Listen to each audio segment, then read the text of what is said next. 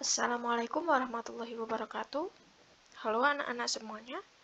Hari ini kita akan membahas tentang klasifikasi makhluk hidup. Sebelumnya kita harus mengetahui tentang apa itu makhluk hidup dan juga benda tak hidup. Dalam IPA, makhluk hidup itu disebut dengan biotik. Untuk benda tak hidup disebut dengan abiotik.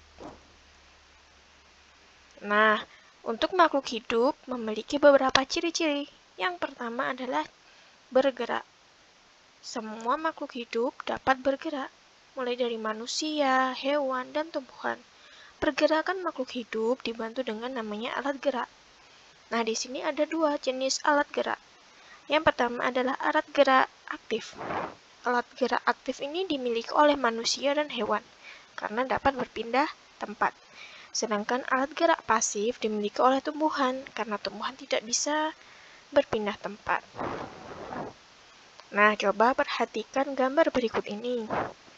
Sudah tahu ya perbedaan antara gerak manusia, hewan, dan juga gerak tumbuhan.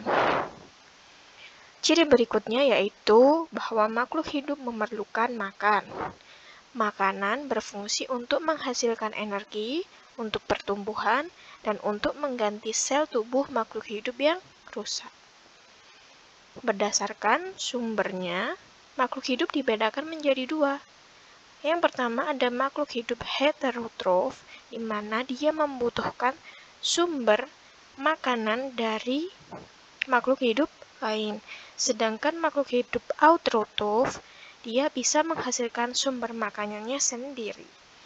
Contoh makhluk hidup autotrof adalah tumbuhan, di mana tumbuhan melalui proses fotosintesis akan menghasilkan karbohidrat. Karbohidrat ini adalah sumber makanan untuk tumbuhan itu sendiri dan juga untuk makhluk hidup lain seperti manusia dan hewan. Nah, sekarang kalian sudah paham bahwa manusia dan hewan membutuhkan sumber makanan dari tumbuhan, maka manusia dan hewan masuk ke dalam kelompok makhluk hidup heterotrof. Perhatikan gambar berikut ini anak-anak. Jadi semua makhluk hidup dari manusia, hewan, dan tumbuhan semuanya memerlukan makan. Ciri-ciri selanjutnya yaitu iritabilitas atau peka terhadap rangsang. Makhluk hidup dapat bereaksi terhadap perubahan atau rangsangan yang terjadi di sekitar manusia dan hewan menggunakan indera. Salah satu contohnya, ketika kita mendapat sorotan lampu yang terang, maka otomatis kita akan menutupi muka dan mata. Yang kedua yaitu kucing. Saat mengenali musuhnya, dia akan bersembunyi. Nah, tidak hanya di manusia dan hewan, tumbuhan juga mengalami iritabilitas. Yaitu contohnya daun putri malu ketika disentuh dia akan menguncup. Ciri berikutnya yaitu bernafas atau respirasi. Respirasi adalah proses mengambil oksigen dari lingkungan dan mengeluarkan karbon dioksida dari tubuh. Respirasi ini dilakukan oleh semua makhluk hidup, tidak peduli manusia, hewan, dan juga tumbuhan. Oksigen di sini fungsinya untuk mengubah zat makanan menjadi energi untuk aktivitas sel makhluk hidup. Nah, untuk manusia, alat respirasinya yaitu paru-paru. Untuk hewan ada bermacam-macam, contohnya trakea, kulit, insang, paru-paru. Dan untuk tumbuhan, alat respirasinya berupa stomata dan lentisel yang berada pada daun dan batang. Ciri berikutnya yaitu tumbuh. Semua makhluk hidup akan mengalami namanya pertumbuhan. Pertumbuhan adalah pertambahan ukuran tubuh yang tidak dapat kembali ke ukuran semula. Nah, tumbuh di sini diartikan bahwa sel tubuh makhluk itu akan bertambah.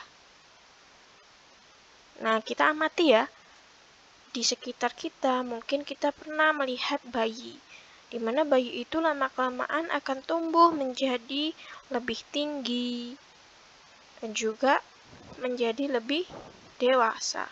Itu adalah pertumbuhan. Oke, sekarang kita amati video berikut. Nah, selain manusia dan hewan, pertumbuhan juga terjadi pada tumbuhan. Di sini adalah contoh tumbuhan kacang tanah. Mula-mula yang tumbuh adalah akar. Semakin hari akarnya semakin memanjang dan membesar. Nah, selanjutnya di hari-hari berikutnya tumbuhlah batang dan daun. Semakin hari juga semakin tinggi dan besar.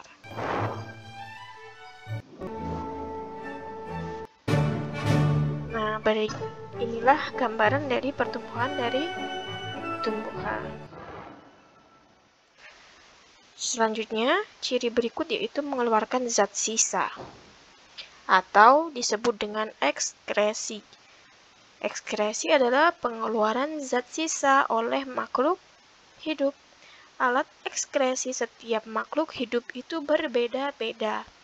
Untuk manusia dan hewan, ada alat ekskresi berupa ginjal, paru-paru, dan kulit.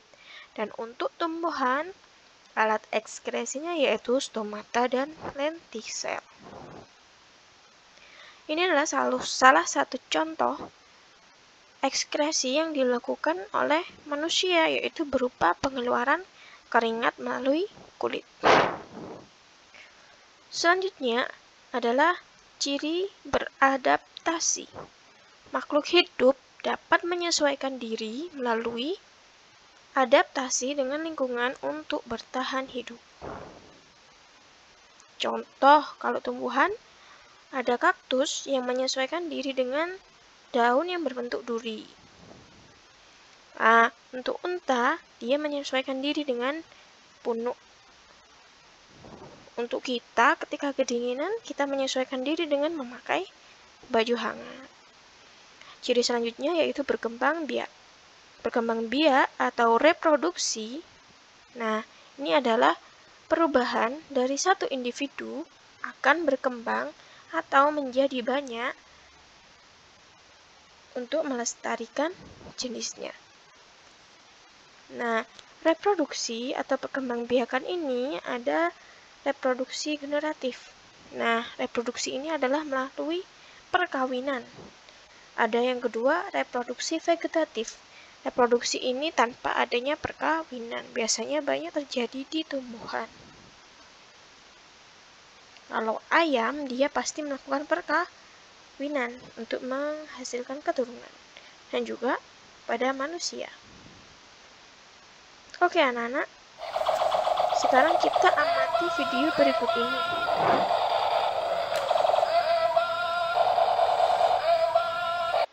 Nah, dalam video tersebut ada sebuah robot. Dari ciri-ciri yang kalian amati, apakah robot tersebut termasuk makhluk hidup?